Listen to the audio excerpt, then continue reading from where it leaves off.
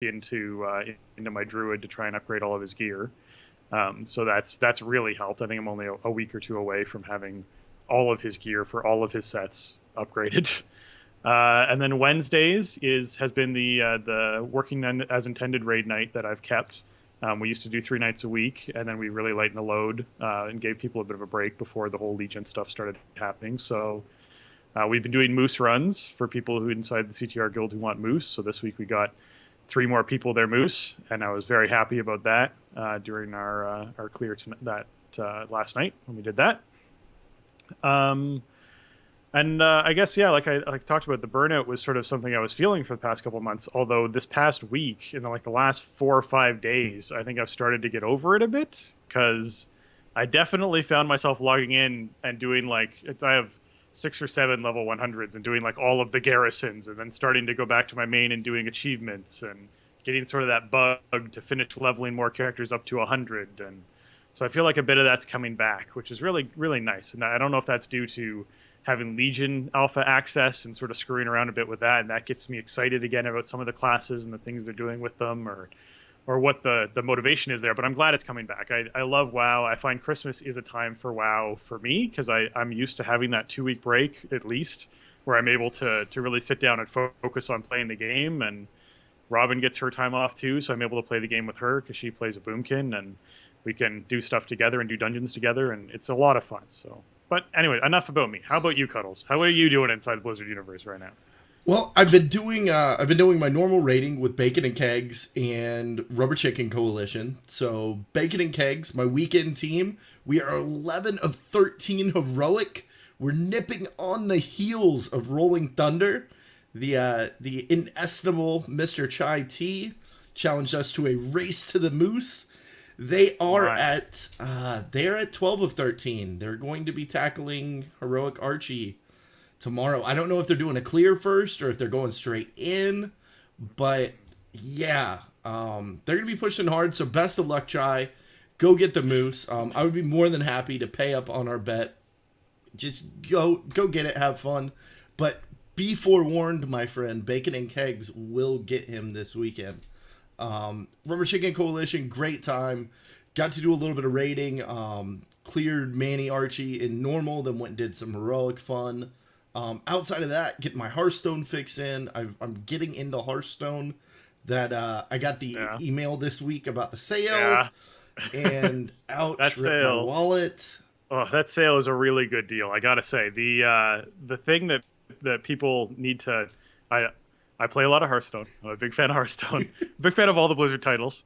Um, the a lot of people questioned, and this was people on my raid team that I know, questioned about whether or not these normal vanilla original packs are really worthwhile getting, and whether the price is worth it. And well, a buck a pack is a really good deal to begin with inside Hearthstone, but also the thing that people need to realize is inside these vanilla or original packs, whatever you want to call them, Hearthstone packs. I'm just going to go with normal Hearthstone packs.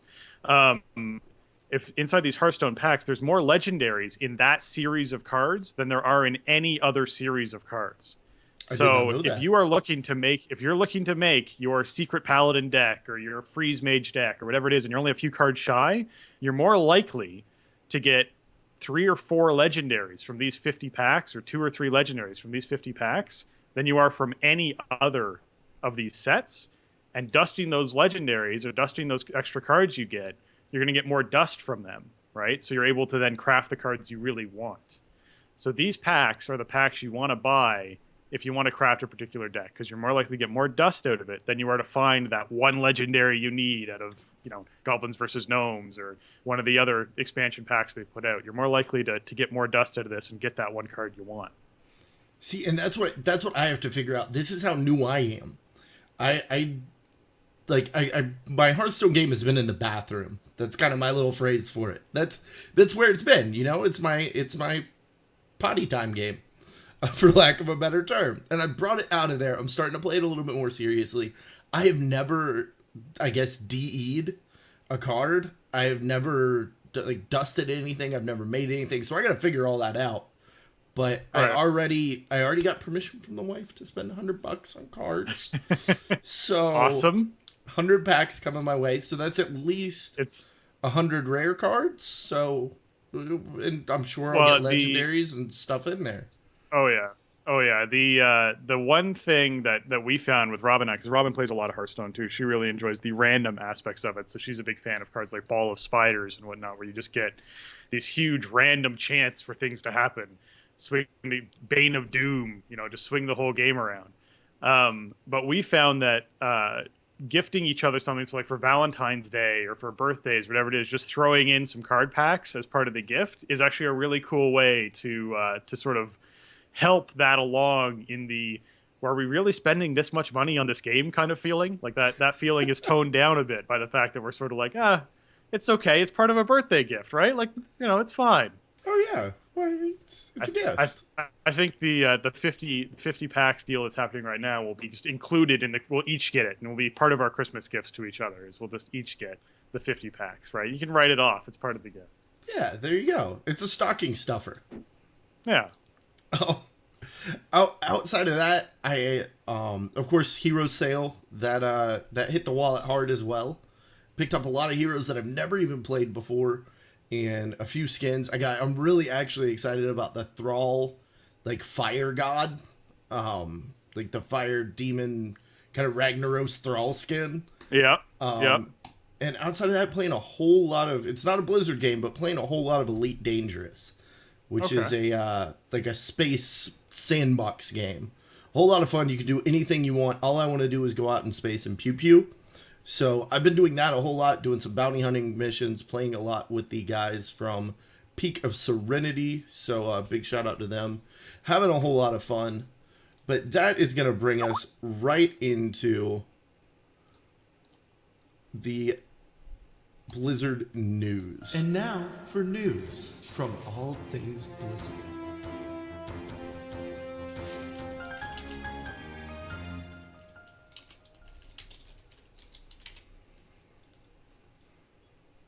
All right, and we're going to see if the stream's actually still up, because I can edit things. Perfect. Excellent. I don't know if you can edit. So if you can edit, yes. Oh yeah, I can edit things. I can't edit video. Well, I can edit video, but lazy. And now I got you all jacked up. There we go. Let's get rid of that. Let's get rid of that. Editing happening now. There we go. Yeah. Live show is live. Excellent. The podcast will be great. The video I'm recording. Well, locally, I waited until we were going to a bumper before I did any of that. There you go. Let's wait till the end of the bumper, because Robin had held up her iPad going, I don't think the stream is still happening. So, I wanted to be sure. But it looks like it is. Looks like it's back. Yeah, I'm actually... No, I don't think I'm still dropping frames. You're good. All right, let's go. Let's do some things. Here we go, bumper. So, let's cut the bumper one more time. Make this easy. And now for news from all things Blizzard.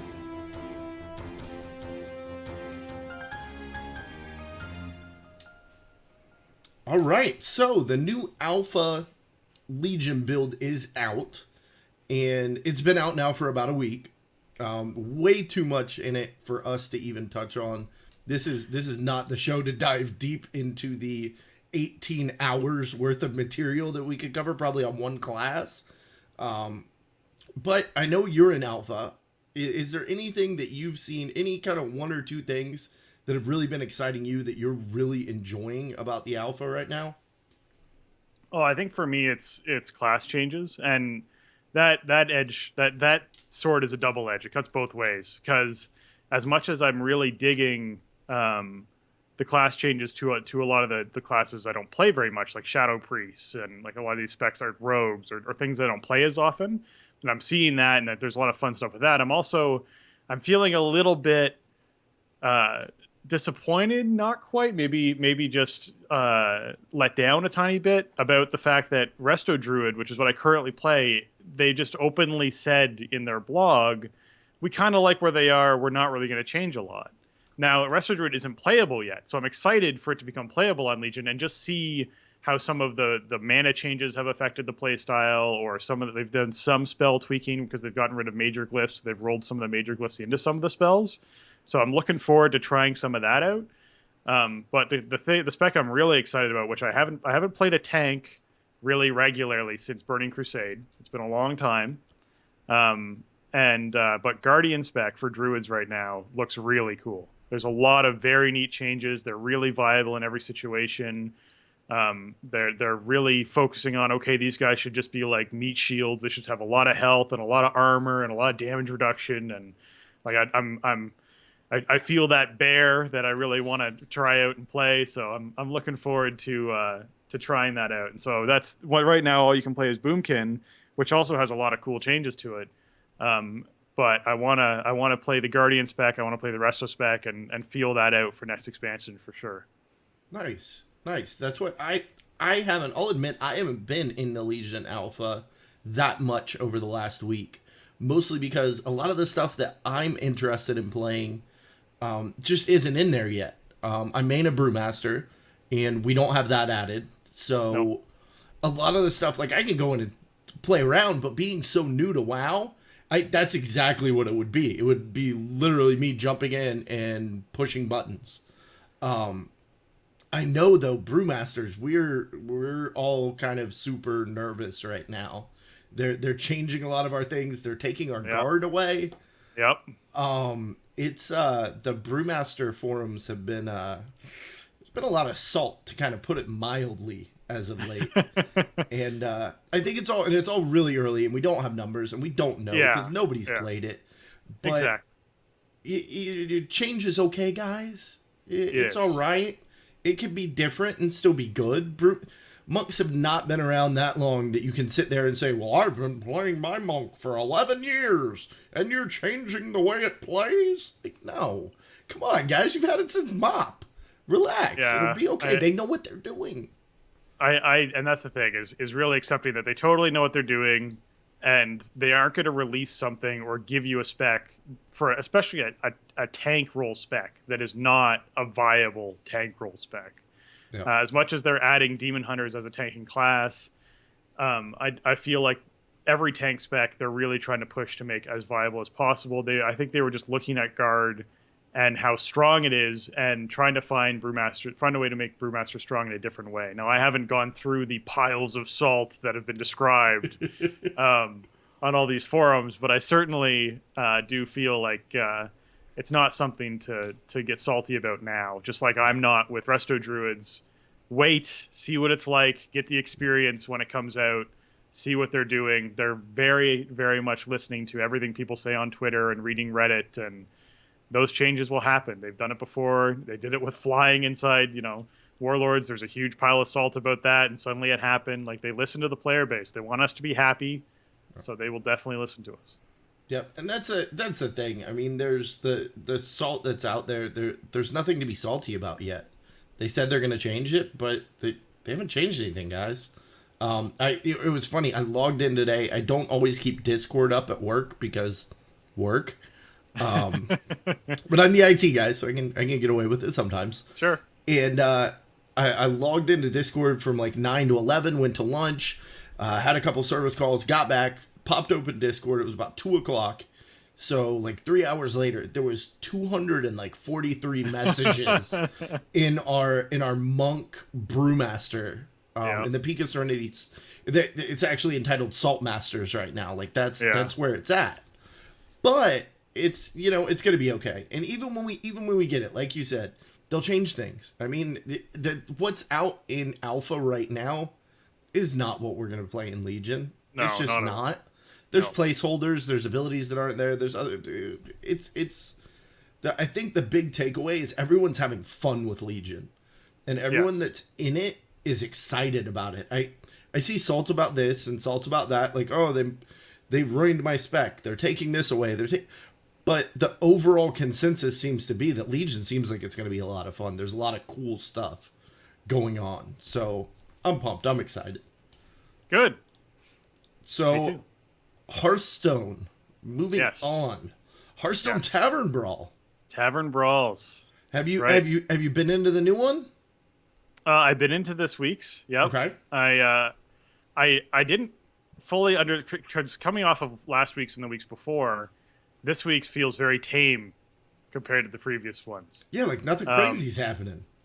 Yeah, like I was last week was actually felt very complicated because there was like a whole separate sub level of strategy that you needed to sort of do. But this week's is okay. Pick a class, and we're just going to build a random deck for you, and then you just play that random deck against someone else's deck that is also random. And you're like, okay, I don't quite feel like this is as tavern brawly as this. Almost feels like I'm just playing in the play mode with randomly assembled cards.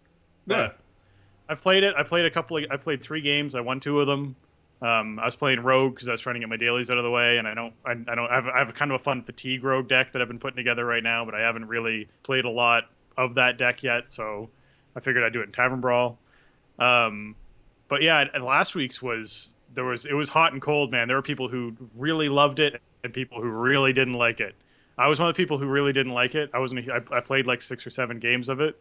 And it took me 5 or 6 to win a game last week, so it was pretty brutal.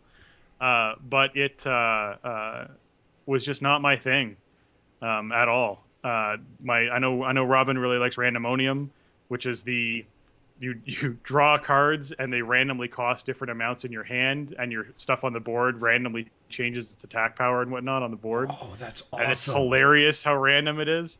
So she really digs that. That's like one of her favorites. She has a couple of them, but for me, I kind of like the deck building aspect. Or if I'm going to play Tavern Brawl, I want it to be really extreme and out there as to what they're doing. Like you play a card and you get a spell for the cost of that card. That was a fun one that they did.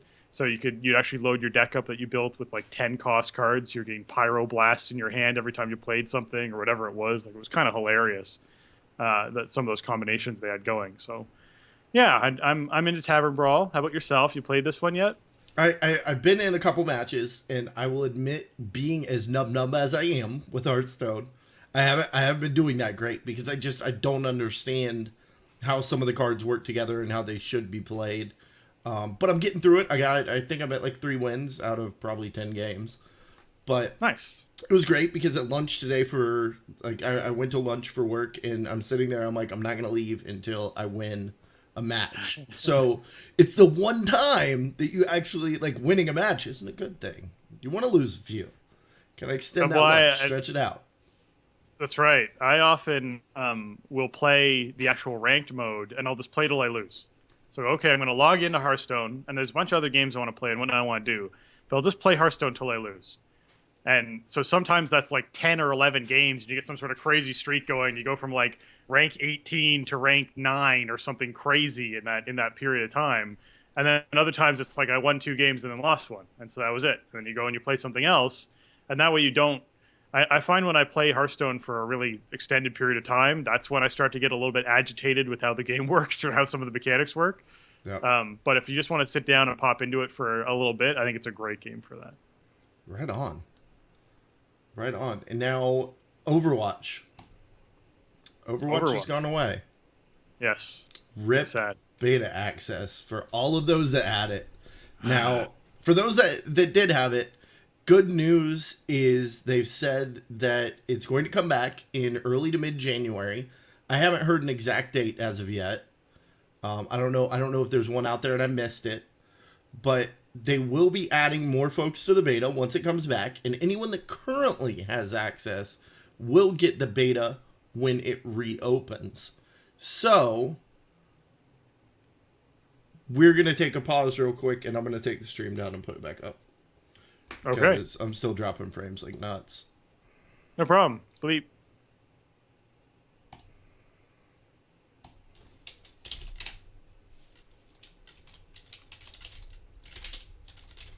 Try a different server.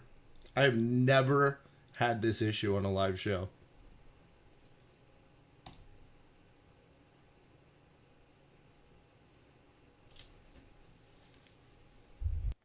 Robin was reporting to me that.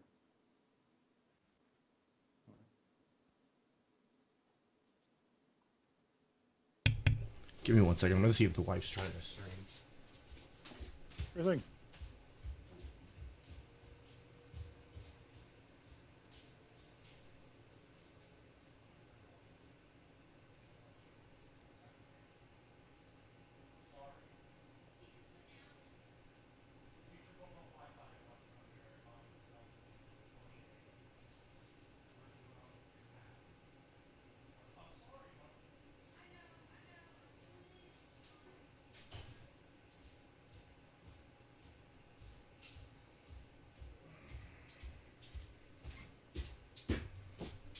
All right.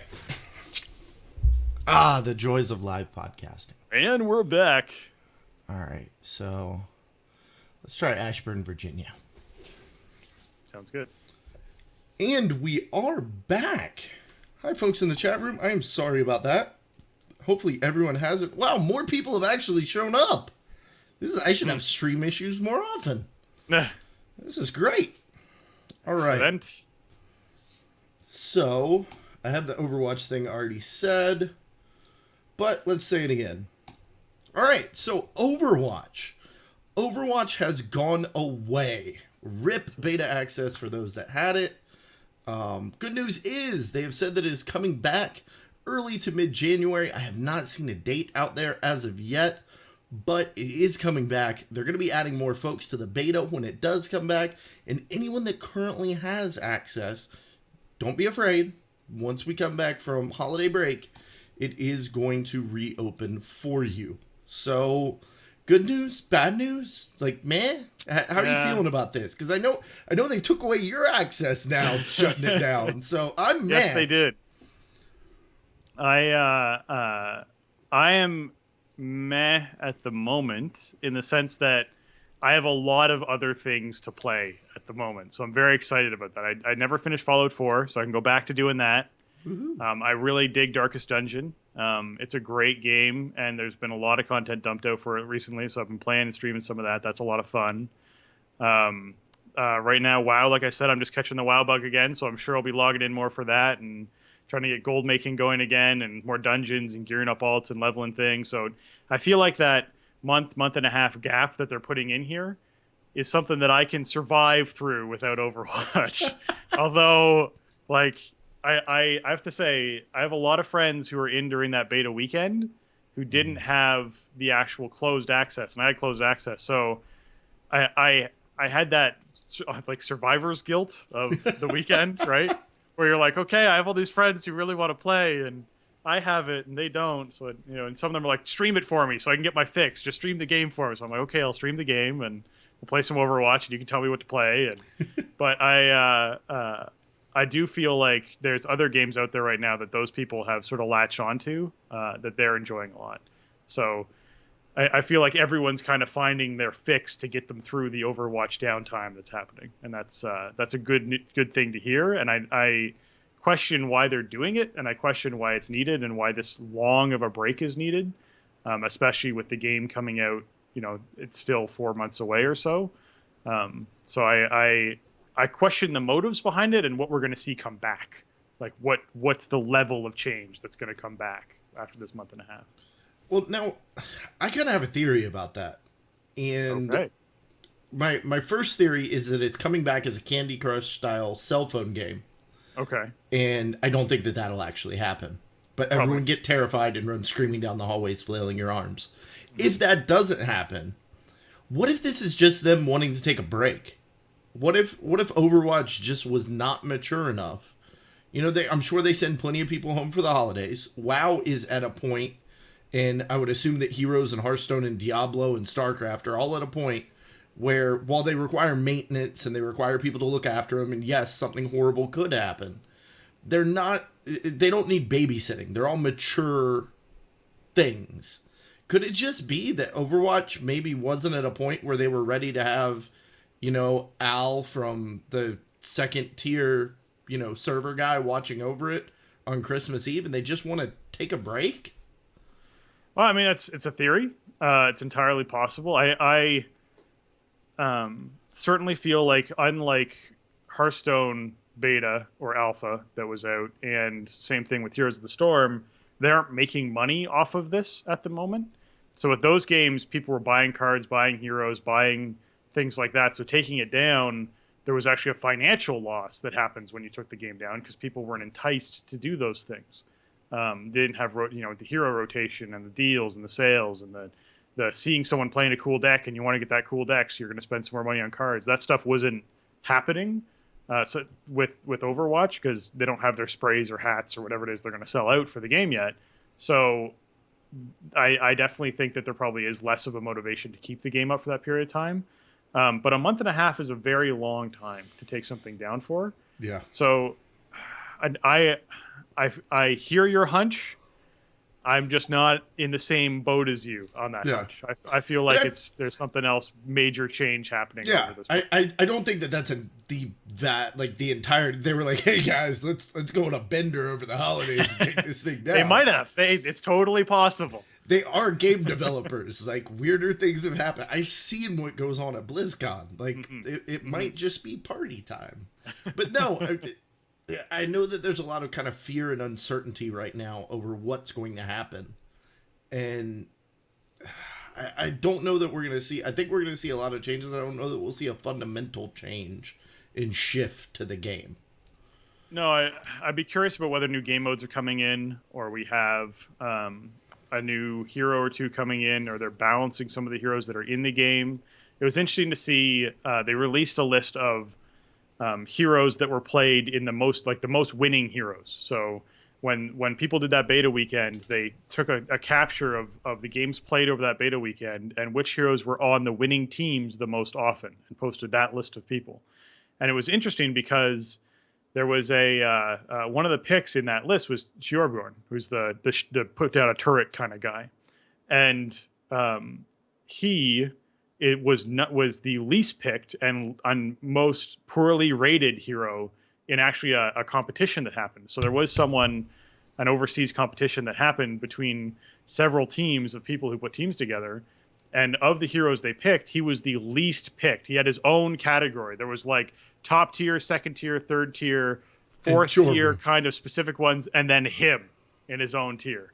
So it was kind of like, ooh, like I wonder he's one of the most winning heroes over the beta weekend, but then he's the least picked of everyone in this tournament. So you're kind of like, okay, so do people who play this game a lot and on what would be considered a higher level see fundamental problems with that character, and whether Blizzard, I mean, I imagine they're looking at all of the data, but whether Blizzard sees that with several characters and they're trying to find ways to make that more exciting and more fun and resolve some of the issues with the most winning ones and make everyone a little bit more balanced. And if that balancing that they're doing is something that they want to conserve the game image while they do. So they're taking everything down, they're fixing the issues that exist like that, and they're going to re-release something that is, as far as the beta goes, that is more attractive than what we had before, and keep the hype train kind of rolling in this chugging kind of way of it's up, it's down, it's up, it's down, it's up, it's down.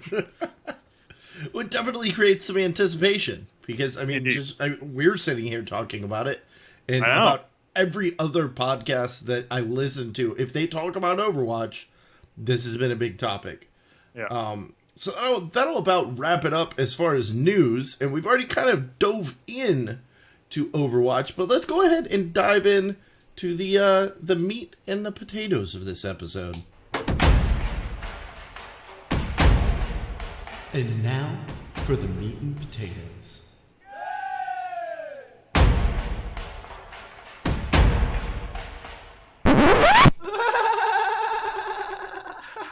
Okay, here we go.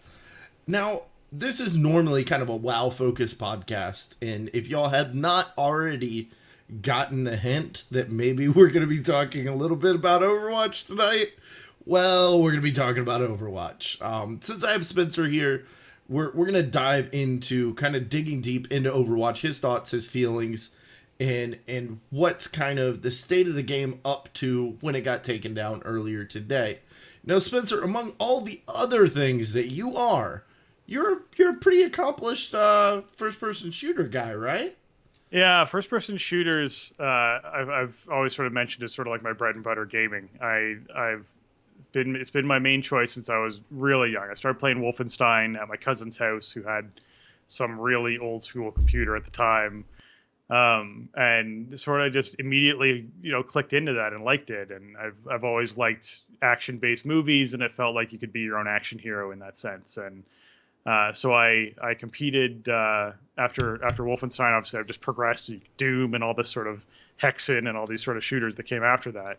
And you get up to Quake, and when Quake was out, I actually competed in a mod called Thunderwalker, which Quake had tons of mods for, but Thunderwalker was one that was a lot of fun, had a lot of sort of sound effects added into it, and I played with a group of people regularly. We played against other teams. There was competitions. There's one major one I went to that was called the Monster Mash, which was a lot of fun. Um, and so from there, I guess Quake add-ons and mods sort of, I started doing Team Fortress because that originated with Quake, and then another one called Navy SEALs. Now, Team Fortress later became the Team Fortress we know today, which has hats and people are all into it in a very different art style from the Quake one that existed.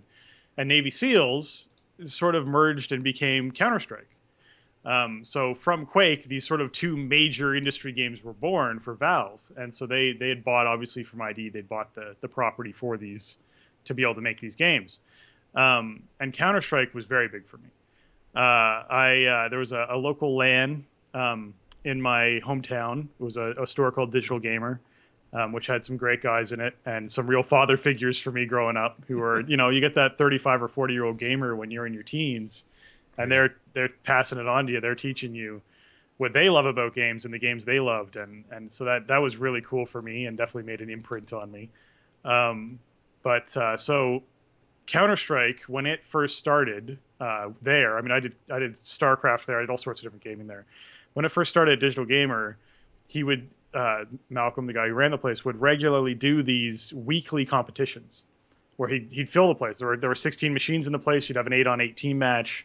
It was a lot of fun. And the game back then was hilarious because it was still first version beta, like the first thing that the game came out. So they hadn't sorted stuff out like scattering of bullets with a shotgun blast or how certain pistols should work. Or so like, you're shooting a shotgun from a mile away and it's working like a sniper rifle because you have this like giant slug traveling all the way down. Like it's just hilarious stuff they hadn't fixed, right? So, but the fundamentals were there. It was Half-Life engine. It was very cool looking, and I really wanted to play more of it. So I actually got into the competitive scene, and I was in the competitive scene before the game even went live, and then into once the game went live. And was in that for quite a bit up until I started to leave for post-secondary. And so when I went to go away to school, that's when I sort of my sort of focus had to shift back to the reality away from video games. And so I stepped down from the competitive scene that I was in Counter-Strike and the teams that I was on, and focused back on the real life stuff. But whenever I get back into shooters, that it's very much like riding a bike. You put me in front of a shooter for a period of time, and all those same sort of skills and interests start coming back in. And so Overwatch fits me really well there. And as much as I still love FPS, I'm often cursed by my friends I end up playing against in those games. So I don't know. It's a great game. I think Overwatch has a lot of future ahead of it, and I'm looking forward to seeing what they do after all this month of changes. Now, you were in for the beta weekend, right? So how was your experience with Overwatch? I had an absolute blast. I come from a FPS background of competitive Left 4 Dead play. Nice. And I did a lot on game battles. We were the first or second ranked team in Left 4 Dead and Left 4 Dead 2 awesome. For a couple of years. So that team, I will admit, like solo first person shooters, not that great. Like don't put me down in like COD and like team deathmatch, but give me objective based things with the team that's working together. I'm on point. That's what I always get cursed by people because they think I'm talking too much, and I'm not talking too much. I'm just used to communicating with the team. Right. And I'm used to calling things out and hearing things back and feedback and working together. So some of the same frustrations that I know you were experiencing with people not working as a team, I'm right there with you, man. But yeah, I was going to say, it sounds like you, like me, are someone who'd rather throw yourself on a grenade in a first-person shooter to keep a objective that you need for your team than to be the lone wolf off hunting people in the background. Yeah, that's where I stand. If it's an objective-based game, the objective is the thing. We need to make sure we keep that. There's lots of games out there like that, and it eats away at me sometimes when, as much as I respect that it's their game and they're playing it the way they want to, they're choosing to play on my team. And it's the team that I'm a part of, and I feel like they should be part of that team. Yeah, exactly. So I know. We're here to do one thing. That's right. One thing. Come on, guys. No, I will admit to getting a little distracted, especially with some of the characters. May, oh my gosh. May is, and I don't like using this word, but it works. May is my bae. Like, for real. She's like she's the murky of Overwatch. I keep on saying this as much as I can because I want this to be a thing. She's annoying. She's there to annoy you. She has her great little frost block ability to jump out of things. I just had a whole lot of fun with her. Yeah. Now, something that they'll need to look at is her ability to troll her own team. Because there's a lot of Mays out there who loved spawning at the beginning of the match, running out on defense side out of their home base and turning around and blocking the whole door with an ice wall so the rest of her team couldn't get out. And then running off on her own. And then blocking the next thing so their team couldn't move forward anymore. And you'd see this happen and you're going, as funny as this is, if these are new players, you are completely discouraging them from playing this game with this sort of behavior. So, you know, I respect that people like to sort of be the teaser and the troll, but when a game's this fresh, you got to sort of understand that there's new people playing it. They haven't all been there. Maybe you should try and be more of a team player in those situations. I will admit to doing that maybe frequently, but only in matches where we had a full team.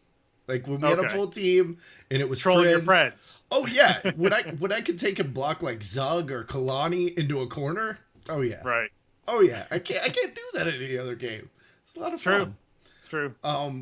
So what did you think, like core mechanics, core gameplay wise? How does Overwatch, like obviously you have a lot of experience with FPS. What do you think? How does Overwatch stack up against what else is out there as it stands right now?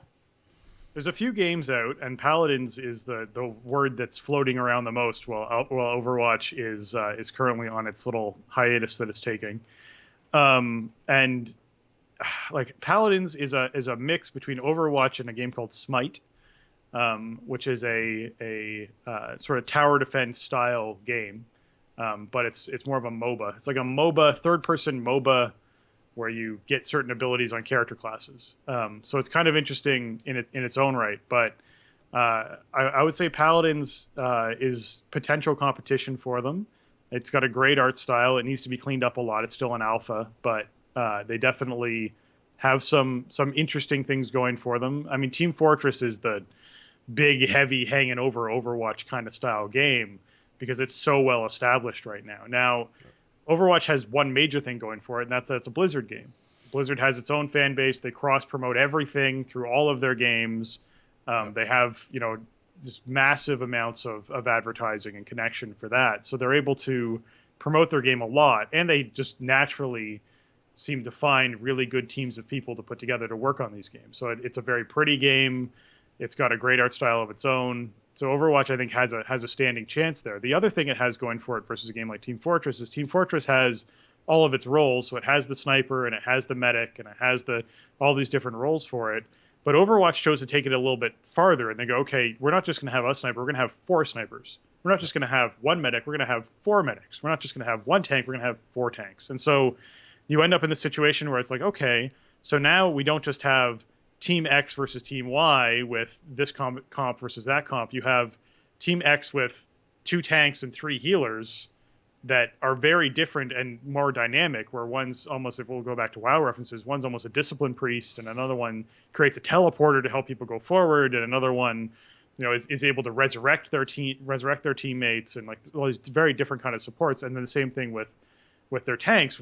Some of them are much more control-y and damage-based, and other ones are much more just, you know, walls of defense.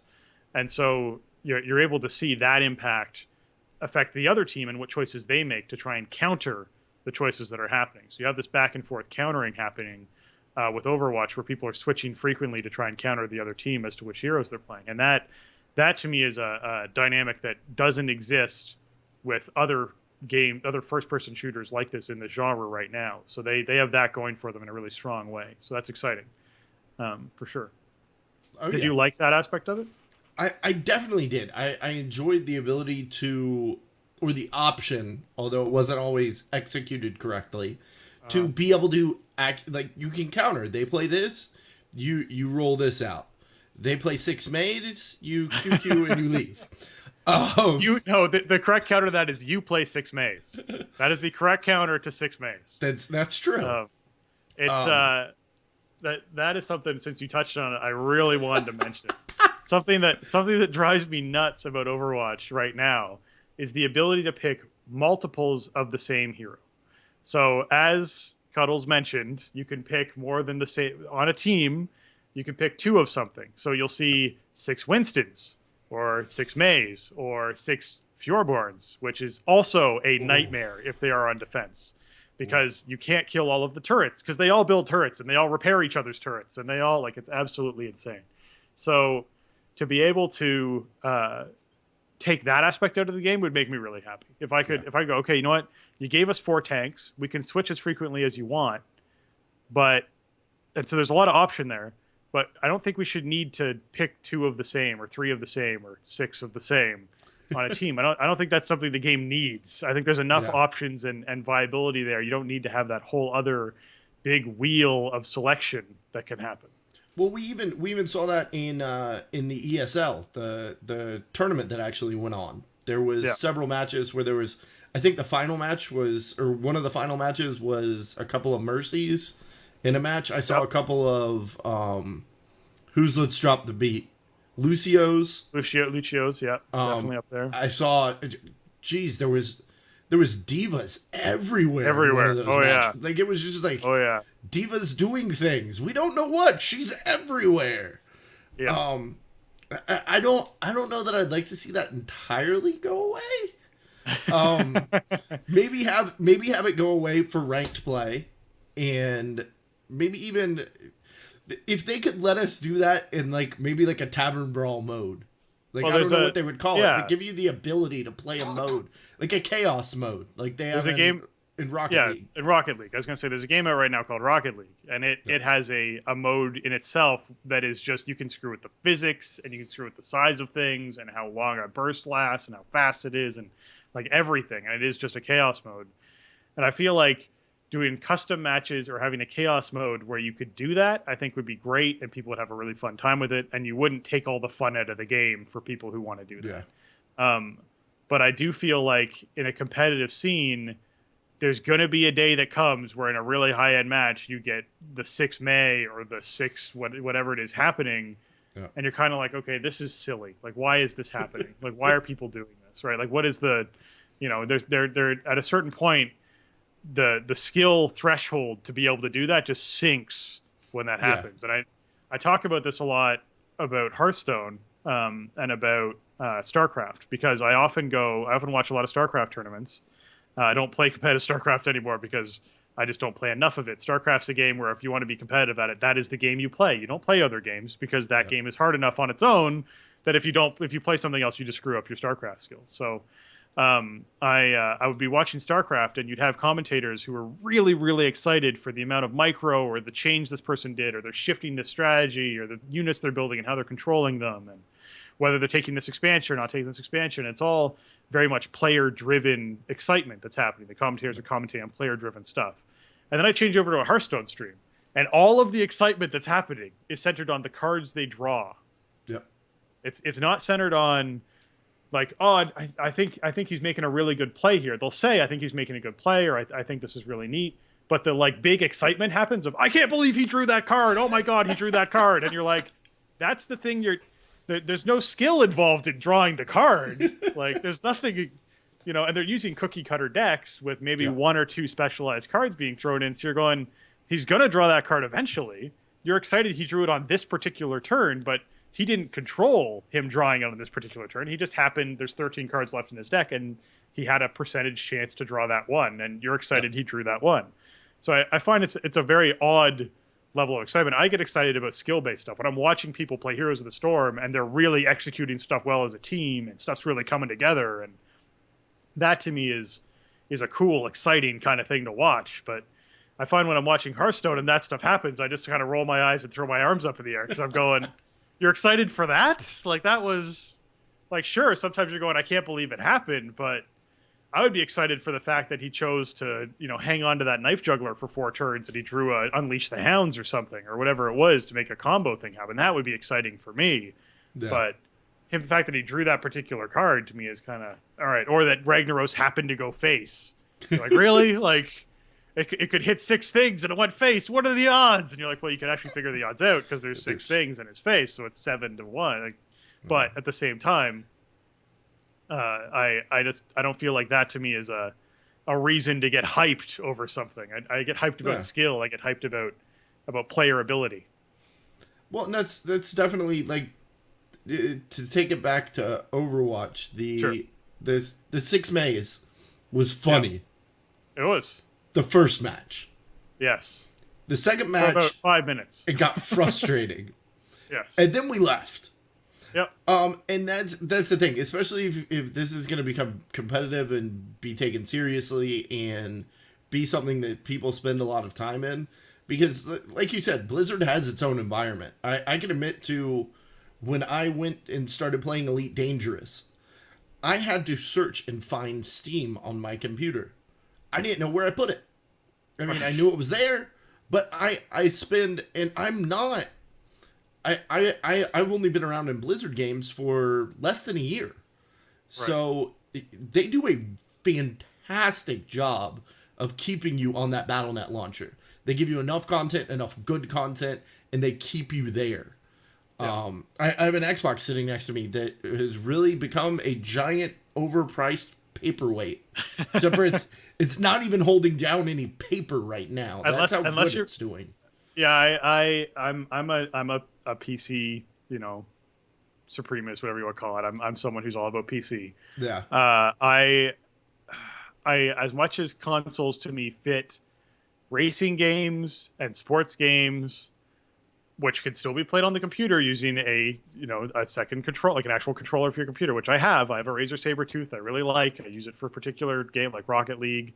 I really enjoy that. But as much as that is, consoles drive me, like, they get under my skin. I think the Halo series is probably one of the most amazing series that this has been done in for. And I lost you.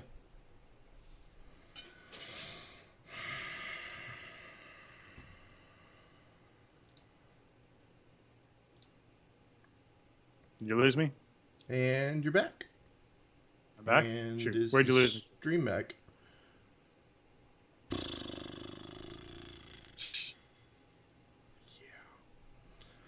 Yeah.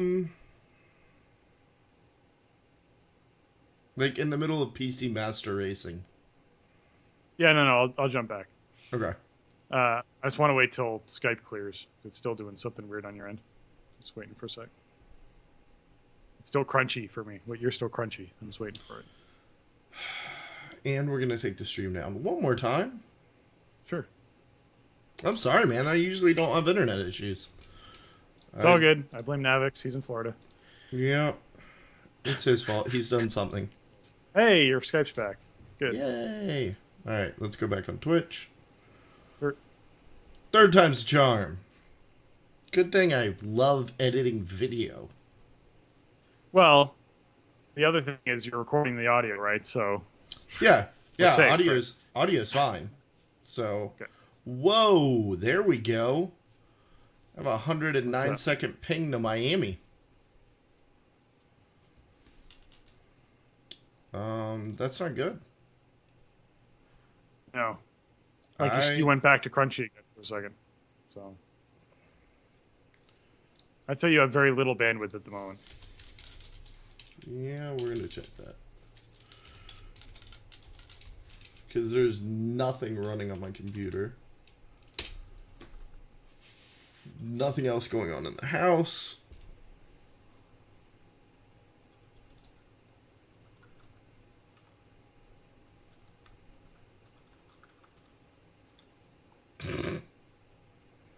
Yeah, sure.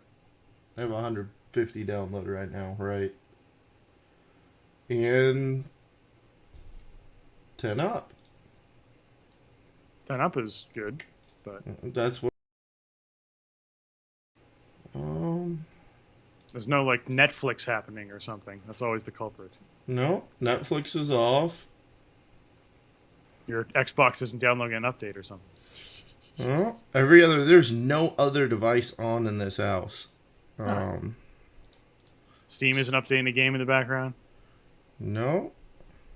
That's what I'm checking my system tray to see if there's even anything open. Awake. Well, TweetDeck was still open, but that shouldn't hurt that bad. Yeah, nothing else. Let's close Curse just in case there's a 83 gigabyte update to DBM. Quit that. Yeah. All right. I mean, Skype's cleared up. It's just whether or not you'll have the bandwidth once the stream goes live again. Yeah. Is it still telling you 103 ping or something?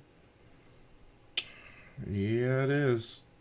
Let me get it to. You want to restart the router, or? I can try it. Well, no, now we're at 17 seconds. So okay. Something happened. All right. All right, so it's Curse. All right, here we go. There we go. Why not? All right, guys, we are back. Jeez. We are. So, yeah. We're going to jump in at... Guddles, you have an Xbox, right? I do, and it is collecting dust. Right. So, I'm not a major console fan. I'm very much a PC Master Race kind of guy. And I think Halo is probably one of the better first-person shooter storyline things ever written. And I've never played it. And I've never played it because it's on a console, and I can't play shooters on consoles because I get irritated incredibly quickly with controls on those. I have friends who play Destiny right now and are really enjoying Destiny, and I really wish Destiny had to come to PC.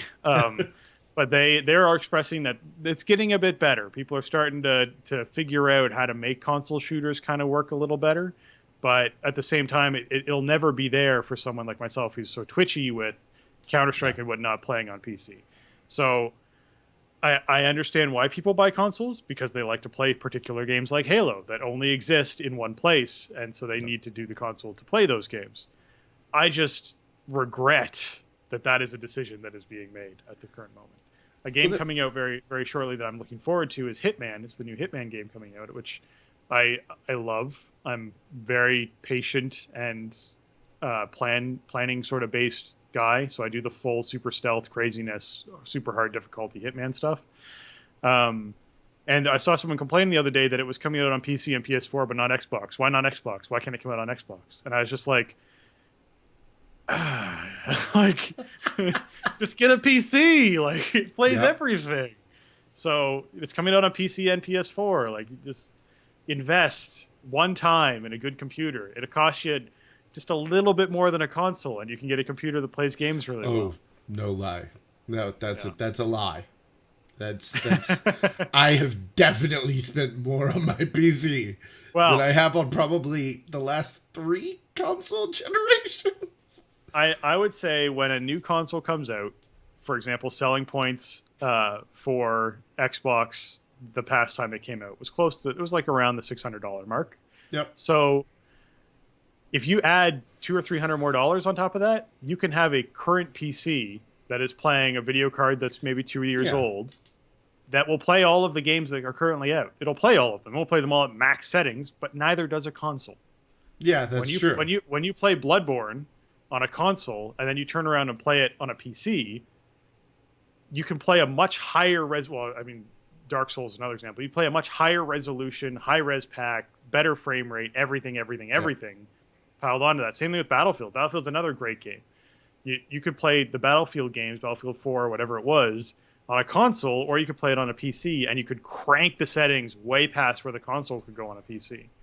And it'd be prettier and shinier and still run smoother than it would on a console. So when you're investing money, you can invest in a PC, and you invest in the right things. If you invest in a good motherboard and good RAM and an okay video card, and make that your first thing you upgrade, right? You get a video card that's 2 or 3 years old, and so then a couple years down the line, when you would normally be buying a bigger hard drive to Xbox or whatever it was to keep all your games, you spend that $350 on a new video card, that's more current, and suddenly you're in a much better situation gaming wise. You can do a whole lot more with it.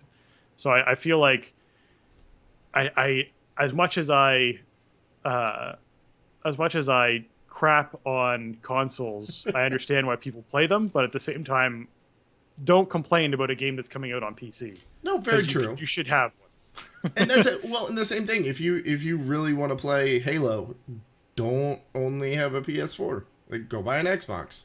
Oh yeah, I mean, that's the way the cookie crumbles. I was always a console gamer because PC, even as an IT guy, building my own PC and then maintaining it and all that, like, it was intimidating to me. And now that I have it, I'm like, oh my gosh, why didn't I do this years ago? But Shadows of Mordor is a great, Another great one. That's what I was playing it on Xbox and Right. put an ungodly amount of time into it. Yep. Then went over to a friend's house and saw it on PC Yeah. and instantly felt horrible about myself because it's not even the same game. Oh yeah, Like, it's entirely different. yeah. So I feel like as much as console creators try to boost up of this is the most powerful gaming machine on the market and we are the dominating blah blah blah, and you're like, you're not. PC is automatically better. Your console is equivalent to a PC that costs slightly around the same amount of money as what you're producing. Yeah. Like you could probably build an Xbox One level PC for $700. Yeah. You could probably do that, like the same kind of level. And the reason why it costs $700 for an Xbox is because they've marked down the price on the parts that are in it to get you to buy it because they make money off games. Yeah, don't they make lose money off on console. hardware and They lose money on hardware.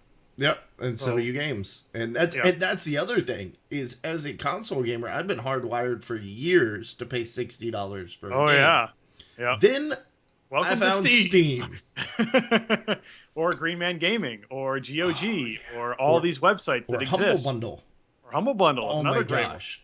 And it's Yep. charity, and Yep. they get me every time. They was like, just pay more than the average, and you'll unlock 8 more games. I'm like, I Exactly. need these 8 more games. The that I'm average is never gonna $4. play. How could I Yeah. not donate $5?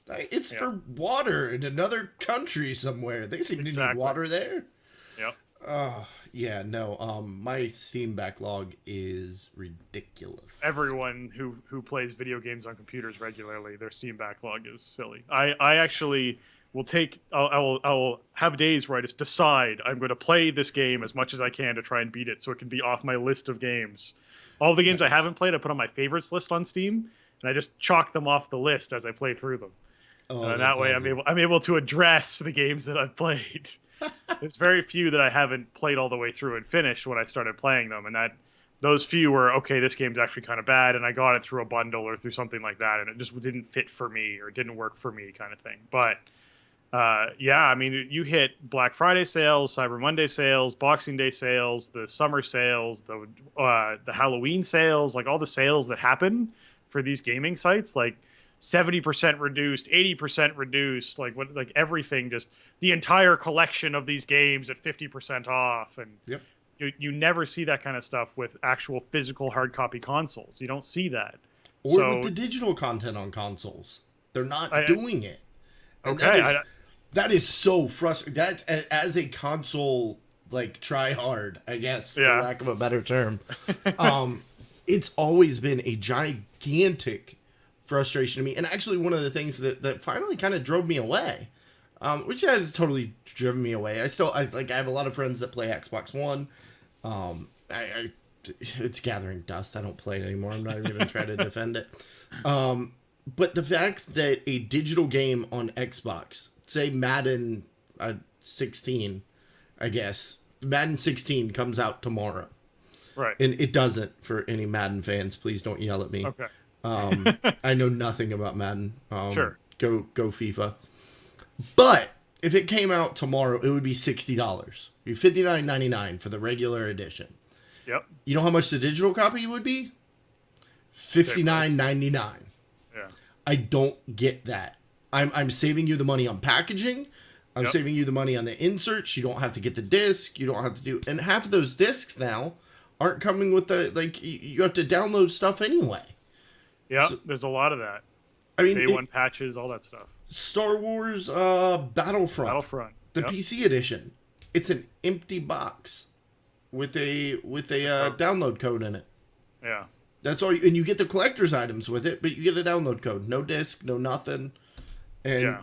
that's, as a console gamer, that was what kept me from PC gaming, was the lack of that feel good about, hey, I have this cartridge in my hand that I have to blow back and forth on and tap twice on the side and wiggle it when I put it into my Nintendo. Like, I was so Right. used to growing up with that.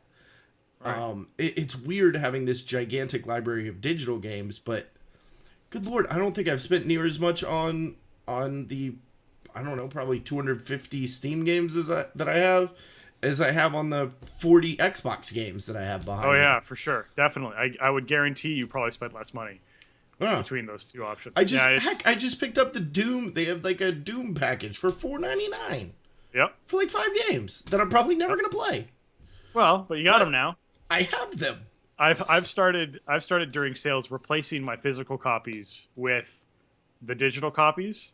I've started doing that. It's sort of like people, and I do this too. I'm replacing my DVDs with Blu-rays as I sort of see stuff come on sale and it's really cheap, and I'm like, you know what?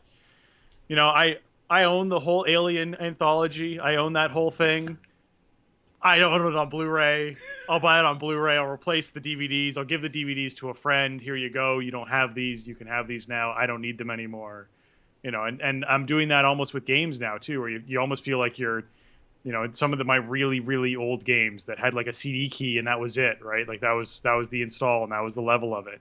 And you start considering like, maybe I'll just donate this or give this to someone so they can play the game. So I'm not going to play it anymore because I now own it on Steam and I've already beaten it and I just want it to be in my collection. So if I ever have the nostalgia inkling to go back and play this game, I can go back and play this game. You know, that's really where that lives for me. So, you know, I have I pointed out before. There's a big pile of CDs here that are all actual CDs for my computer, which for music, which I'm ripping onto my computer to put on a hard drive. I have a similar stack that's over here that's all games, and Oh wow. I've gone through that, and pulled out all the stuff. I mean, I still have all my original WoW discs, and I still have, you know, the original Orcs versus Humans Warcraft game, and the original Diablo game, and the original, like, I still have all those. But at the same time, those are things that have so much nostalgia in a physical form. I'll never get rid of them. But other games, sure. I mean, like the old Command and Conquer series, yes, it's kind of cool, but I own it on Steam. I don't really need to hang on to it. I can get rid of the old Command and Conquer series, kind of thing. Yeah. So I do feel like those deals are also offering me a way to declutter, if you will, my life, which is very nice. Oh, definitely. It's nice to not have that giant stack of cartridges or Oh, yeah. all the boxes from your PC games. Like, keep the important stuff. And Yeah. my problem is I'm a hoarder, and I always regret, like, Kelly Slater's Pro Surfer came out for PlayStation 2. That is a random insert for game. Okay. Yes. We're going with this. Let's go. All right. We are so far off the rails from That's Overwatch fine. We can talk. just, that's fine. Kelly We can Slater's just Pro go. Surfer 2 for PlayStation. I traded 12 PlayStation 2 games and my PlayStation 2 for 3 tattoos while I was living in Knoxville, Tennessee. Wow. Found a guy Okay. on Craigslist, wanted a PS2. He was a tattoo artist, went to his shop, got a couple tattoos. It was a good time. And I regret not having, because since that game, no one has made a decent surfing video game. There's been TNC Surf and Sport for Nintendo and Kelly Slater's Pro Surfer. Those are the only That's two true. things Surfing, yeah. that I have ever played that have been. And Kelly Slater, it wasn't a great game, but it was fun. It was built off the Tony Hawk engine.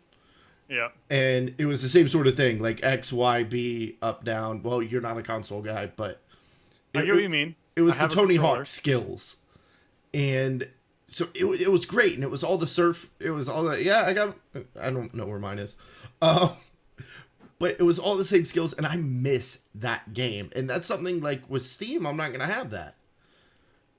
Yeah, but- part of my... Go ahead. No, please. Finish. Okay. Part of my purge that I've been going through is we went into our basement, and I have a PlayStation 3, which we bought as a Blu-ray player, because it was cheaper to buy a PlayStation 3 when it first came out than it was to buy a Blu-ray player, because Blu-ray Yep. players, for a decent one, was fairly expensive at the time. Now they're dirt cheap. But because PlayStation's made by Sony and Sony makes Blu-ray, it was one of the best Blu-ray players on the market at the time too. So it was a deal. But it meant that we could get rid of the PlayStation 2. Now I've owned consoles, but I've owned consoles for particular games that are not shooters. Yeah. So we got rid of the PlayStation 2, but something I can't get rid of that I'll never get rid of is my Nintendo 64. Oh, And yeah. when you start talking about water sports games, I still own Wave Race, and I still love Wave Race. Oh, yes. It is a fantastic water sport game from back in the day that I just dig, and just it was always fun, and the music was fun. It was just a good game, and I still own Zelda, and I still own all the massive 64 games that I love, GoldenEye and all that. So it was just one of those things where because everyone had to own GoldenEye. I didn't like playing GoldenEye on a console. It bothered the heck out of me, but you had to own it because whenever your friends came over, that's what All they your wanted friends. to play. Yeah, that's it was all either you did. Mario Kart or it was GoldenEye, and that's Yep. what everyone wanted to play. So you just had to get it. I'm pretty sure it was gifted to me. I'm pretty sure I didn't even buy it. I'm pretty sure it was gifted to me. But so to me that console need doesn't exist anymore. Mainly because everything that's coming out these days, you can play anywhere you want. But I get the idea of holding a cartridge in your hands and blowing into it to make sure it works and all that stuff. I get that. Oh, yeah. But even that's gone these days. Like even that has faded away and drifted off to somewhere else. As you said, it's all codes now. And you put a disc in and it's like, okay, we're going to download 40 more gigs. And you're like, I just put a disc in you. Why isn't it on the disc? What's going on? What is on the disc? Like Nothing. no, nothing. It's Nothing. just a code. It's a feel good. Yeah. It's like, here, we're going to make you feel good. Now go download our game off our servers. Exactly. Yeah. But I still have one of my big projects, and maybe over the next couple of weeks, because I'll be doing a podcast next week, and then taking a couple of weeks off for Christmas and New Year's, because my podcast would fall on Christmas Eve and New Year's Eve. So no. Fair enough. I have a box. I've discovered a box from my parents' house. My original Nintendo, my Super Nintendo, my PlayStation 1, my GameCube, like all of my old systems. I have an old Atari that I picked up somewhere, and because I was a little bit too, I wasn't Atari aged. I was a couple years younger than that. Yeah. But I have all those old things, and I want to set them up in a corner of. This isn't actually a black hole behind me. There's actually a room. If anyone was really curious. But I want to set up, like, I have an old cathode ray tube giant TV, and I want to set it all up back there and have like a little classic gaming Gaming area, your vintage gaming area. Yeah. So if anyone is shameless begging, if anyone has a PlayStation 2 and has Kelly Slater's Pro Surfer and wants to sell me those two things, because I'm sure I could go out and find them on eBay. But yeah, if anybody actually has those, Robin is diligently looking on eBay now. No, Robin is looking in our e-waste space thing that has a PlayStation 2 sitting in it. Oh, nice. So we could probably ship you that, but I don't have the I didn't even know Kelly's surfing thing existed, so you have to find that on your own. Yes, Kelly Slater, 9-time world champion, professional surfer, the most awarded professional surfer in history. He is actually from Cocoa Beach, Florida, which is where I kind of grew up surfing. I grew up in Central Florida, but did all my surfing at Cocoa. Really, really odd, because normally the West Coast and Hawaii dominate surfing. So big plug for Florida. Small, crappy waves. You can surf on those. You can surf anywhere. Now we're officially really off the rails. So let's bring this back from Cuddle surfing moment. And let's go ahead. Spencer, do you have any shout-outs this week? Do I have any shout-outs? Well, the primary shout-out I have to do, because it's happening in 2 days. It's happening on this Saturday. This Saturday night being the 12th of December on Spazbot Studios channel. We are having a holiday party to celebrate all the shows that happen on there. And I am pumped to be a part of that. I will be on the Starting Zone segment. I actually just recorded my little segment for that earlier tonight, so Mick's putting some crazy stuff together. I'm going to be on the show as well, live, but he's got some recorded stuff he's playing with too. So I'm excited for that to come out and talk about that a bit. So yeah, if you guys are in the neighborhood on Saturday night and you want to stop by Spazbot Studios, if you want to check them out on Twitter, it's still Spazbot Studios.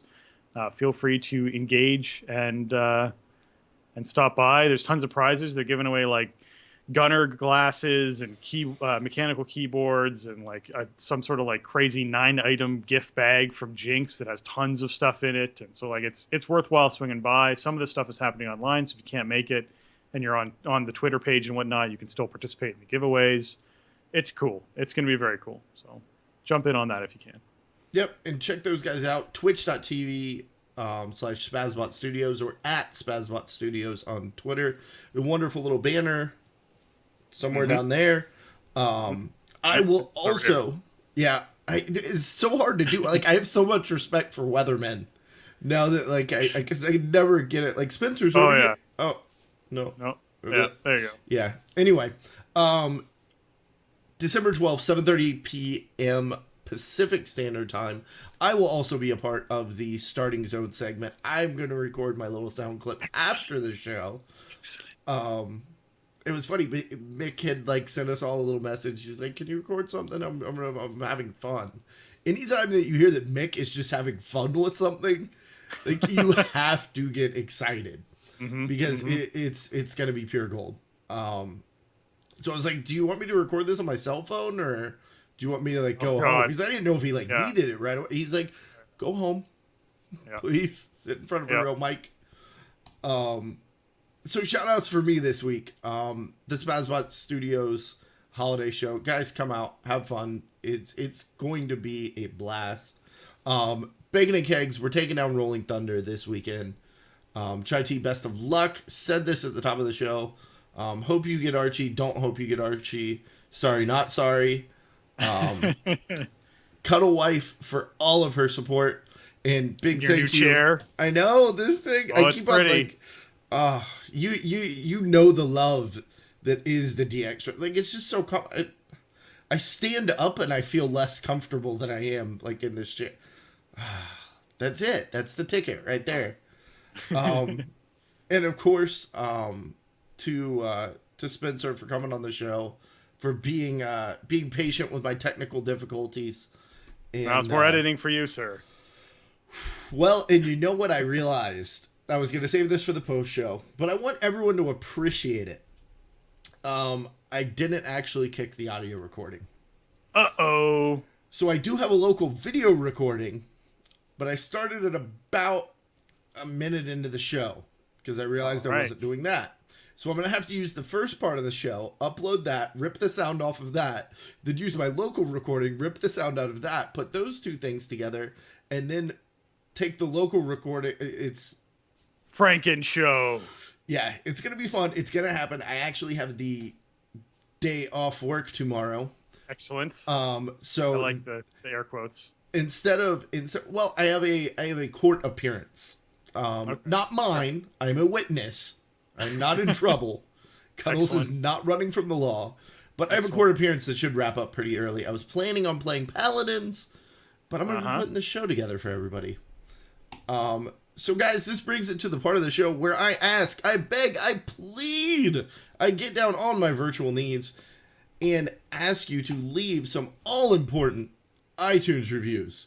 If you listen to us over on Stitcher, give us a thumbs up. If you listen to on YouTube, likes, thumbs up, whatever you happen to do over there. Subscribe. But iTunes, guys, if you like the show, please give us a 5-star review.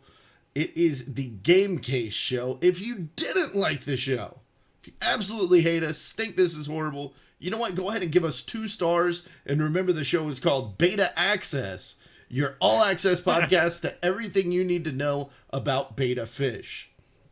So, Spencer, where can people find you on the interwebs? Well, the most common spot where I'm most vocal is definitely Twitter, which is Spencer_Downey on Twitter. And when it comes to Twitch, I am SpencerHD on Twitch. So I do a variety of stuff on that Twitch channel, for everything from WoW to Darkest Dungeon, like I was talking about, to an edit show that I do. So whenever I help out with podcasts behind the scenes, doing editing, I always try and get approval to be able to show me editing that show so people get not only an early listen to the show if they haven't heard it yet, but also the ability to ask me questions about the process and what it's like and how that sort of editing takes place and what kind of magic happens behind the scenes that you don't get to hear. I had someone say the other day that I was removing all the awkward from the podcast, which I thought was rather entertaining as a description. Well, I can say all the awkward will still be in this show. But I got a chance to hop in and watch you do some of your editing. And I was, dude, like, I much respect. Like, you do a really like, serious, like, awesome job of editing. Like, he's going back, he's like, no. This doesn't sound quite right. I need to, there's like a 0.8 of a second I need to remove out of this. And, like, but that's why the shows that he edits sound so wonderful and so polished and so good. And I will tell you that Creative Stream sounds even better when you have the podcast audio rolling as well. It's great just sitting there watching you stare at the screen. Me edit and make comments about stuff I'm doing that makes no sense. Yeah, no, Cuddles stopped by my stream where unfortunately I had my stream muted and I didn't realize I did. So he was very kind enough, which anyone who's ever watching a podcast or watching a streamer, people who are streaming love when you point out things that they are not doing that they should be doing, like lack of audio, no light, something wrong. Let them know. Us. Because they often don't know that there's something wrong. So the moment he said it, I got the audio going, and he could actually listen in on what I was doing. It made a lot more sense at that point. Yeah. But no. Everything that Spencer does is absolutely wonderful. Guys, go check him out. He's amazing. He's wonderful. He's incredible. Spencer, thank you very, very much for coming on tonight. Thank you for having me. And thank you to Robin for being trapped in the room with the door shut, utterly unwilling to come on the cam. But we appreciate you. And that's going to do it for episode 35. If you'd like to join our live audience and hang out in the chat room like Draven, Erlina, Thule, Alessander, Robin, Kaz, and Tiber did tonight, you can join us on twitch.tv/thegamecase at 10 p.m. Eastern each and every Thursday. And I would be remiss if I did not do this for the lovely Miss Alessander. She wanted me to throw in a shout out to XO. I'm going to call that Zoe. Zoe? We're going to go with Zoe. Sure. Drenai Shamaness of the Contingency Guild on Alex Strassa, and Zozin, Human Protware of Kel'Thuzad, for tanking the last 3.5 million HP on Manaroth all alone. Zoe self-resed to join in. And together they brought him to 50,000 HP. Wish we could have seen it. From Bandit of CTR. Wow, that's actually a really cool story. Manaroth is a fight that a lot of teams loathe because he has a third more hit points than he should have. Yes. That fight is way longer than it should be. So I have much respect for people who hang in there at the end when the rest of the team has died and you're 10 minutes into the fight and you just want the boss to die, who hang in there and try and get the job done. Oh, yeah. And is there a greater moment in WoW raiding than being that one person that's still alive that happens to just, like, sneeze the boss over when everyone else is dead? Like, that... There was... Oh. Go ahead. No. There's a young paladin who was, I think, 16 or 17 in a raiding guild I had back in Burning Crusade. And we were fighting a boss in Burning Crusade inside of Mount Hyjal. And this boss had wiped the entire raid, and he bubbled and Hammer of Wrath while he was bubbled until the boss died. And that killed the boss in this. And anyone who has experienced those old raids knows how long some of these fights were. And you have 40 people and you're trying to make it work, and it's just brutal for some of these older fights. And it was 25 at that point, but it's just that these large raids, just sort of the weight of them there. So having that accomplished by him, yes, I have lived through that moment where he is a hero risen up based on his bubbling and throwing hammers of wrath until the boss died. Oh, well, thank you everybody for listening to episode 35 of The Game Case. You can find me on Twitter at Mullet863. You can find the show at The Game Case Show. You can download us on iTunes and Stitcher, soon coming to Google Play. You can catch live recordings of the show or our tips, tricks, and kill videos, as well as a bunch of other cool content over at youtube.com/thegamecase, or find all of the things on the official site of the Game Case show, thegamecase.com. Spencer, say bye. Bye, guys. Thank you for joining us this week inside the Game Case. Please join us next week for more news, tips, and ramblings about the World of Warcraft. Game Case out. World of the Warcraft.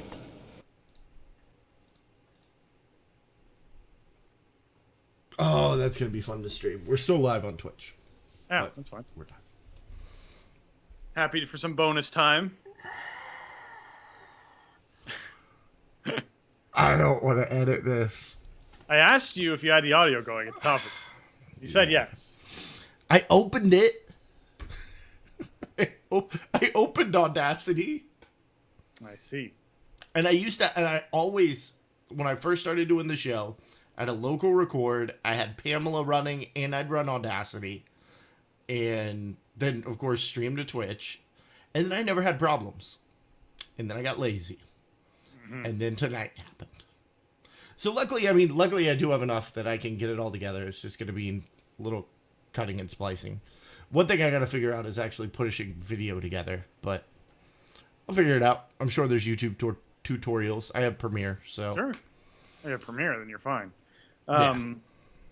The other thing is you got a couple weeks to figure that out, too, because it's not like you're doing a show before Christmas or a show after Christmas. Well, I'm doing one more show. Oh, okay, never mind. So I have a yes, show- you have a week. Get on it. Yeah, no, it'll be up tomorrow. It'll be up tomorrow or Saturday. Great. I try to get them up quick, and it's not gonna be that big of a deal. Pull the first video off Twitch, put it in YouTube, pull the MP4 down, then take my local recording and splice it all together and cut this end bit off. We should be good. And then do the edit before the first sounder, and all the little tiny edits throughout where the stream went screwy. Right? Oh no, the YouTube video is gonna just get everything. Oh, okay. That's just I gonna meant happen. for the audio thing. Oh, the audio. Yeah, I'll put the whole video up and then pull the MP3 from the whole video, and just edit awkwardness. I'm gonna try. I might even stream trying to do a Spencer edit. Excellent. Go for it. I feel like I'll get frustrated 15 minutes into it, and then all of this will just be in there. Like, oh, the stream's down. Oh, I gotta go talk to my wife now. And it'll just be silence for two. I want to say it was around my 15th, 16th show. I had a part where I put a video in and played a video on the stream. And this was back before I had routed my audio all through one place. So I actually released a podcast with 2 minutes of my dog barking right in the middle of my show. Awesome. Yeah, it was great. It was really good. Great moments in podcast history. Yes, great moments in Cuddles history. Yeah, it really is. So what are you doing tonight, man? What time is it for you? It's 11:30. Yeah? You going to bed? Did I keep you up too late? No, you're fine. Okay. For me, it is, though. That's like the next half hour. It's going to be the unwind, start heading to bed. I have to be back at work for 7 a.m. tomorrow. I'm there till 5, and then I'm in again 7 a.m. on Saturday until 7 p.m., and then I do the podcast show with Mick, and then I'm back in at 7 a.m. on Sunday until before 4 o'clock in the afternoon, and then I'm done. Woo! So it's a lot of very early mornings back-to-back, which I don't normally do, and it's a lot of long days back-to-back, which I don't normally do, so... Oof. Yeah, it'll be... But then how long are you off? That's the thing. I'm off till January, so tons of time. A few weeks. Teacher life. Jeez. Must be few nice, weeks. man. Well, I'm working 44 hours in 4 days, so you get more than a week's work in 4 days, and you end up in a situation where it's like, okay, yeah, you can chew through your month's worth of hours very quickly, and that's what this month has done. Is I literally in the first 16 days of the month have just chewed through my hours. So That's awesome. I'm at the point where they're like, we don't really want to pay you overtime to come in for the next week when it's slow before Christmas. We'd rather just you not come in. All right, that works. So Dadgum, I wish my work would tell me that. It'd be awesome. Well, I mean, the overtime saving is big for them, right? So Oh, definitely. Yeah, that's what I always thought. Like when I was an hourly employee, I always thought it would be great to get on salary. No, I'll be. No, I realized that they just misspell it wrong. It actually means slavery. right. And yeah, but Yeah, coming in during slow times is definitely not something I'm looking forward to. But because that's what my February and April and I think June look like, and November look like, because they're all very slow months, which means that I do less broadcasting and more paperwork. And the paperwork is not really why I'm there to do the broadcasting. So oh yeah, it's kind of like, okay, well, nobody Eh. likes paperwork except for the accountants. yes, but that is their job, so they have to like. Yeah, yeah. You don't have to like your job. I'm living proof of that one. But we're working on that. Yeah. We're working on that. All right, man. Yeah, Well, Robin is departing the room. That's why I turned my camera off for a second. Bye, Robin. Camera's back. Okay. Aw. She didn't want to be on camera. I respect that. That's her Yeah, thing. no. I would never force anyone. No, I appreciate you. I think I'm gonna go play some Paladins. Do it. I have my key. I just haven't logged in yet. So Yeah, that's what I was That's lucky what I was enough. I should have given it. Dadgummit, I should have given him a shout out. Rue and Tovo. yeah, Well, Rue had the key. Tovo called it and then said to give it to me, and then of course Giz stepped up and gave him one too. So right. everybody's happy. We all have keys. Cool. And I know I got mine from a friend as well. So he sort of was like, "I have 3 keys. Do you want one?" I was like, "Yes." So I got a key, which is great. It's nice to have friends. I know, Thanks. right? Yep. God bless post show shout out edit. There. I'll just take that. Splice that back in That's right. to my shout outs. Do it well. They'll never know. Yeah, they will, because I'm like, yeah, there's no. I'm not. I've seen you mess with like point decibels. No. Yep. That's what I No. do. My sounders are all different levels. Like, Yeah, see, that stuff is stuff I pull out of mixed stuff. When I help out with mixed shows, I normalize everything. I get everything at the right level. So it's all steady all the way through. I do 3 episodes at a time sometimes, so all those episodes line up right. So if you're listening to all 3 of them in a row, you don't change your volume in between them.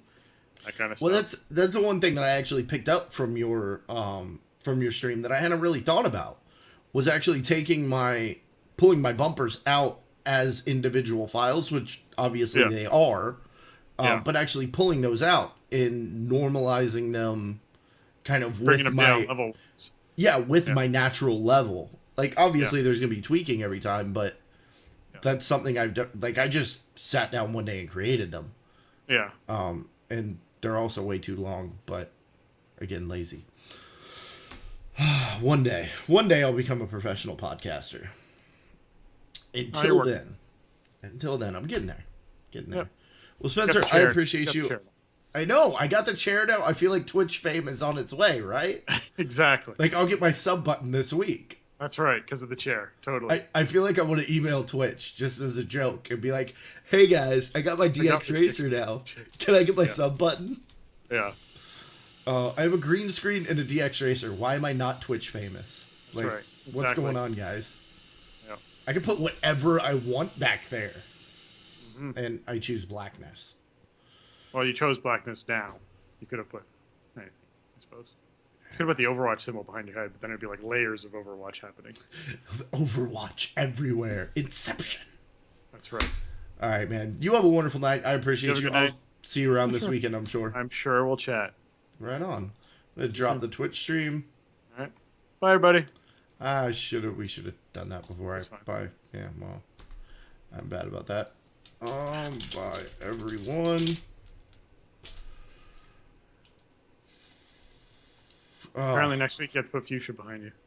I can do that. I have the power. Uh-huh. Next week I have chai tea, so I might have to put You have to something do green, some tealy green. some monkey stuff. Yeah. I was gonna wear my monk shirt. Like, I have a green-ish monk shirt. I wore my Zergling shirts that is adorable in every way. Oh, that's awesome. Did you get your your Jinx Spazbot shirt yet? My Jinx Spazbot shirt. Define Jinx Spazbot shirt. No. No? What? Huh? No. Show it. What is it? You have it right there in your hand. No. It's not an actual Jinx Spazbot shirt. Oh, but... you got I mean the free shirt that. Okay, yeah. I was like, I can't say... Did he not send I Spencer can't say that one? I got one. Yeah, no. Yeah. Yeah, no, I got the monkey one. Nice. Um I got a shirt that I bought at BlizzCon 2 years ago. That I bought as an extra large because it was the right size when I bought at BlizzCon, and I don't know what happened to it, but it is no longer the right size. As in, like it is this way shrunk, which I've never seen happen in a shirt. Yeah, that's It weird. was long enough and it was Yeah. fine, and then it went from being like the length of a normal XL shirt to being like the length of a medium shirt. Like it was a significant drop, so which is very strange. So like Robin could wear it now, it's fine. Does it I show can't. off your belly button though? At the moment I raise my arms at all. Because if it does, that's just like that's a BlizzCon get up right there. That's right, yeah. Like, yeah. So I bought the double XL version of that shirt in case this was either a bad batch or I need a bigger shirt. So we'll see what happens with this one. So that was the what I used his token on was I really love this shirt and I want it to fit, so I'll just get a different one. Nice. But no, basically that shirt is now a pajama top because essentially it's like a lazy I'm doing laundry kind of day shirt Yeah. where if I happen to raise my arms to do stuff, the fact that I'm showing off my belly button isn't a big deal. Yeah. Yeah, that's what I have several shirts that I wear streaming that I won't wear out, but you don't see all of me. You're right. So I have this one from Jack of Skulls, and then I'll let you go. There's a green with Illidan, and it has like this cartoony Illidan on it, and he has this little thing that says #1 fan, like a foam finger. And I was my green screen actually flips around, and it's a blue screen. I was like, oh, I can just do a blue screen. Right. And I very specifically didn't get the black and green DX Racer because green screen. I didn't realize that I was getting blue DX Racer. So, no green shirts for me. Right. Yeah, no green shirts, no yellow shirts. No. Huh. Because the room behind me, this is actually my wife's a huge University of Tennessee football fan, which they're green, they're orange and white. Right. So the top half of the room is white, the bottom half of the room is orange. Sounds kind of cool. So no, it's not. It makes for very bad. Backdrop maybe. Okay, yeah, I get you. I think it's a cool looking room. Like it's a very pop color. Like let's be fair here, but it's a bad backdrop. I get that. Yeah, it's and then the background, like my is not the best. I could move things, but lazy. So yeah. I sent you a link on Skype. I thought I heard something. I don't know if you missed this or not.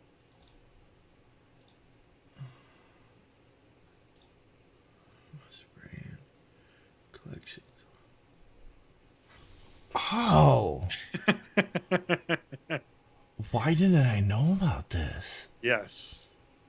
Is this like, am I going to continue scrolling and then find out this is like a weird Canadian thing that I have to pay for and like maple syrup? This is a European thing. Okay. And they do ship to the States, and it's only like $10 shipping because they do standard shipping. Dude, this is... And they do all like this. This is just wow. If you look at the left side, there's a whole list of games, and there's really like for me the Hitman tie is like fucking amazing. I totally want one. But if you look at the stuff they make, it is premium, beautiful styled stuff. And I found out about them today, and it's like, oh, I got to share this with someone who appreciates clothing. Oh my gosh! I know. This coat. I know. This coat, oh my gosh, because I've been, like, that's one thing that I don't own, is, like, a dress coat. Like, for, like, if I'm in, like, a shirt and tie, and, because I live in Florida. Right. I barely own a hoodie. Oh my gosh, the detail. Yeah. It's insane when you start clicking and zooming out. Even that, the Azeroth Wayfarer bag has the map of Azeroth on it, which you don't see unless you click on the actual individual images. Kidding me? Yeah, it's very cool looking. Mustard. No, the whole... Yeah. Whoa. Bookmark. That's what I did the moment I found it. But if you go down the list of games on the left side through the collection, like some of the stuff they have is phenomenal looking stuff.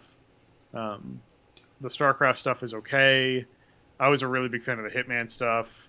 The Diablo stuff is if you want good looking jackets, click on the Diablo stuff. Like there are some really good looking jackets on the Diablo stuff. And then Hitman has the suit that you could wear. Like they built that whole thing in with cufflinks and everything. The Hitman's tie to me is so sexy looking. I so want one. Another really good jacket is the Deus Ex jackets. They're really good jackets, the Deus Ex jackets. Like it's just all of them. They're like, you guys have gone exactly where I wanted you to go. And of course, there's Star Wars. Like if you haven't clicked on Star Wars, you're going to eventually click on Star Wars, right? I'm getting there. I wanted to see how hokey their Assassin's Creed stuff is, and it's not at all. No, I know. None of it is. Like all of it, you're like, shit, this is all good looking stuff. Like I would wear a lot of this. Yeah, and like I'm used to like Jinx crap. Exactly, right? Which, I mean, not crap. I own several of their t-shirts, and they make cool stuff. I love their t-shirts, and their t-shirts feel really good. And there's a few hoodies they make that are really nice hoodies. But this stuff, to me, is crazy, like next level. Crazy next level stuff. Oh, yeah. Oh, my God. The limited editions start with, like, the price on it, too. Oh, yeah, exactly. Right. Is this region specific? Like, did they regionalize my price? It should be, yeah. If you scroll up to the top, does it, like at the very top of your screen, does it say region? Yeah, it says North America. Yeah, I was going to say, I'm seeing dollars, so. Yeah, so you should be. That is American pricing. But it came from you, so I didn't know if I was like looking in loonies or something. Yeah, I know mine says region Canada bracket North America. Okay. But there's the Sith Lord limited edition jacket. I know, some of them are really nice. It looks like I wouldn't be able to figure it out, though. I would be very, very confused by this jacket. It seems to have a lot of moving parts for a jacket. Yes. Oh my gosh! I think what it is I think it's a hoodie that you put on and you put the jacket over the hoodie. That's what it looks like to me. Whatever it is wow. Yeah. What's regular Star Wars look like? It's still the regular women's Star Wars stuff is pretty cool too. Oh no, that is cool. The Sith Lady is really cool looking. The Skywalker jacket's kind of neat, just as like a sort of standard jacket. Witcher stuff is great. It's all good. Like the whole site is good. So it's one of those things where it's like, okay, next time I do like a premium clothing purchase, I'm gonna go here and see what I want to get. But I went to their shipping info that they have to really sort of see what because they have the shipping information on the left side. Yeah. To see what the pricing is, and right at the very top they have the USA and Canada. So for you guys, it's like 3 to 5 business days and $10 of shipping. And you're like, that's nothing. That's like Amazon price shipping if you were, buying a normal order. So you're like, okay, well, that's pretty reasonable. Like if you buy a jacket, you pay $10 to get it shipped here, and it's here within the week. That's pretty good. Yeah, and this stuff isn't like, I mean, it's pricey, but not outrageous. Not like I would expect to see something like, oh, hey, here's this seam jacket that should like be $300. Jackets, right? Like yeah, it should be $300, but we put a StarCraft logo on it, so it's $9,000. Yeah. Oh, this belt. I don't even know what this is from. I don't care. Oh, it's Assassin's Creed. Yeah. The skull belt. Skull belt. Yeah, that's in the special deals. That's only $30. Yep. That would make a cool kilt belt. Yep. No, there's a lot of stuff in here. So I mean, feel free to poke around in that. But that's something I discovered today where I'm like, this is totally worth getting. I am going to eventually get some of this stuff and wear this stuff. Winter is coming. It is the perfect time to consider buying warmer clothing. Yeah. Is winter in Canada? We got 3 months that aren't. Okay. No, it's 3 months. We have like 2 to 3 weeks that are. Yeah. What's up? Okay. All right. Time to go. No. She's moving Jerry, the elf, on the shelf. Oh, that's fine. Not a fan. All right. No. Yeah. Have a wonderful night, sir. You too. I appreciate you. Enjoy the link. See you around. Talk to you soon. Yeah, rip my wallet.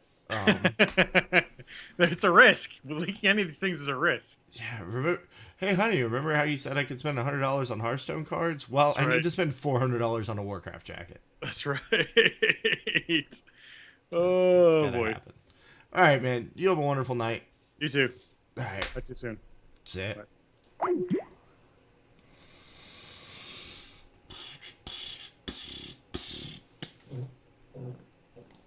Oh.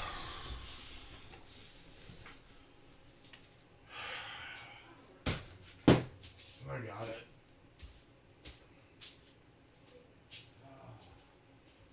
That was an unmitigated disaster. What happened to your shit? Down to 4 times.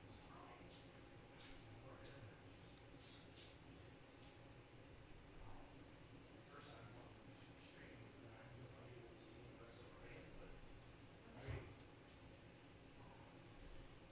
I mean, it could have been one of the massive amounts of things that plugged in or connected down to like a big update, or I mean, really anything. Sorry, I've watched stuff before while you recorded. I know. I mean, it could have even been Twitch. It could have been. It could have been our neighbors down the road. Yeah. Because that's the thing. Like, we don't have a dedicated